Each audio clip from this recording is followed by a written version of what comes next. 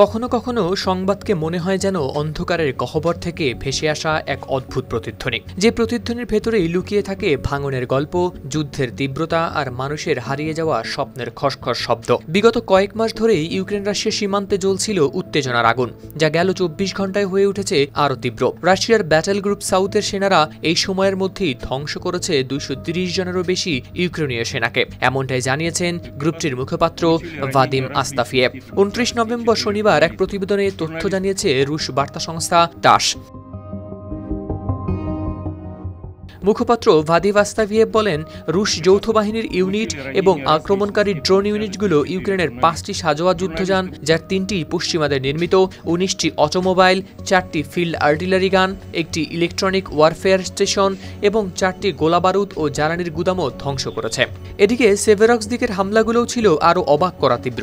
Drone ইউনিটগুলো লক্ষ্যভেদ করেছে ইউক্রেনের 2টি ইউএভি নিয়ন্ত্রণ কেন্দ্র, একটি স্টার্লিং টার্মিনাল এবং 6টি যোগাযোগ অ্যান্টেনা। আকাশে ওড়ার আগেই যেন থেমে গেছে তাদের জীবন। নায়াসিনামাইড ও স্যালিসাইলিক সমৃদ্ধ লিলি ফেস ওয়াশ, যা ফেসের ডেড স্কিন সেল দূর করে দেয় দ্বিগুণ ফাস্টার ব্রাইটেনিং। এমনটাই জানিয়েছেন ভাদিম আস্তাফিয়েভ।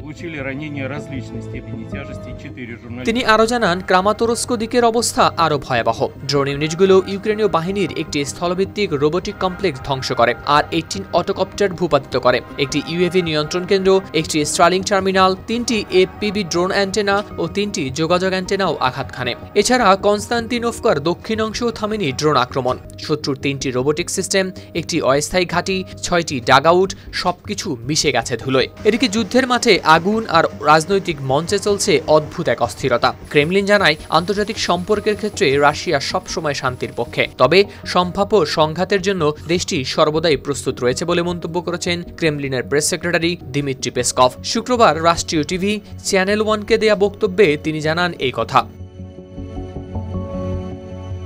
পেসকভের এই বক্তব্য আসে বেলজিয়ামে রাশিয়ার রাষ্ট্রদূত ডেনিস গঞ্চারের এক মন্তব্যের পর। গঞ্চার সতর্ক করে বলেন, ন্যাটো ও ইউরোপীয় ইউনিয়ন আশ্চর্যজনকভাবে প্রস্তুতি নিচ্ছে বড় সংঘাতের। সেই বার্তাই যেন কাঁপিয়ে দিয়েছে বাতাস। যুদ্ধ বা শান্তি, কোনটি প্রত্যাশা করা উচিত, এমন প্রশ্নে পেসকভ বলেন, অবশ্যই আমাদের শান্তি কামনা করা উচিত, কিন্তু যুদ্ধের জন্য প্রস্তুত থাকতে হবে। সর্বোচ্চ ভালো ফলাফলের আশা করতে হবে, তবে সবচেয়ে খারাপ পরিস্থিতির জন্য প্রস্তুতি রাখা জরুরি।